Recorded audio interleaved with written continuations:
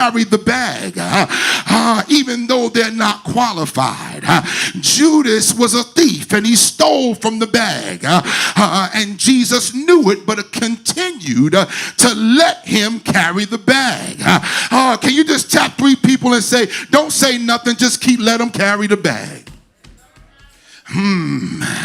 God, I feel like preaching here. The Bible lets us know that this woman now is at the feet of Jesus, and she's crying, and she cries and wets the feet of Jesus, and she takes her hair and wipes her tears off of his feet. So now we see he's in the hands of the woman with the alabaster box. But as we get ready to go toward Calvary, the Bible lets us know here, if you give me 5 more minutes, I promise I'll be out of your way. The Bible says that they are in the upper room, and they begin to dip inside of the bowl, and Judas dips in the bowl, because Jesus says, whoever dips in this bowl with me, they're going to be the one that betrays me. The Bible says that Judas dips his hand in the bowl, and the Bible says that Jesus says to Judas, Judas, what you do it quickly. I dare somebody look at somebody else next to you and say, neighbor, just let them do it anyway. And whatever you're going to do, just do it quickly. I know you're going to mess it up. I know you're not going to do it right. But whatever you do, just get it over with.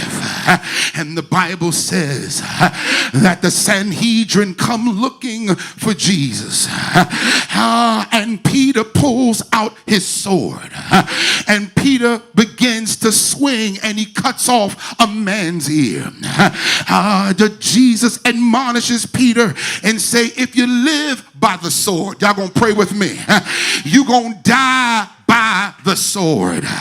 And he picks up the man's ear and puts it back on his head. This is the last miracle of healing that Jesus performs before he goes to Calvary.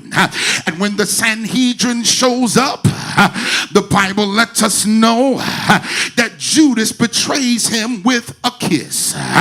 And Jesus looks at him and say, how could you betray me with a kiss?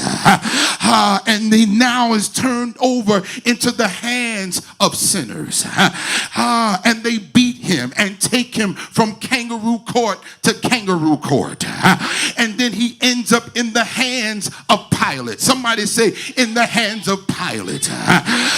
Pilate begins to question Jesus. And Pilate asks Jesus a question. He says, what is truth? Y'all gonna help me?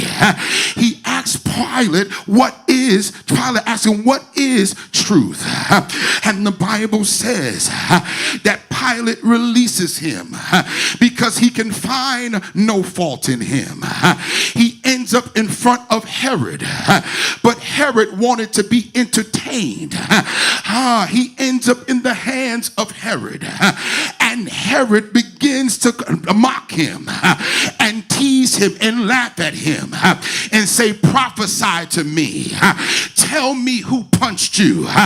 Tell me who kicked you.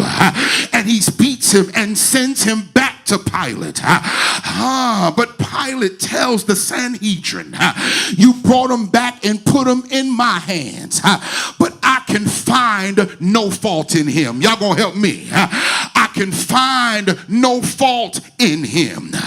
And the Bible says, they tell him, listen, if you don't convict him, then you're no friend of Caesar. The Bible says Pilate asks for some water. He says, give me the water, let me wash my hands, because I won't be guilty of killing an innocent man. He says, listen, I know what I'm going to do. I'm going to present Barabbas. And Barabbas was an actual thief. Barabbas Barabbas was a robber. Barabbas was the one that was the actual criminal. And they present Jesus and Barabbas. But the crowd said, give me Barabbas. Oh, y'all ain't gonna help me. You got to understand, sometime for no rhyme or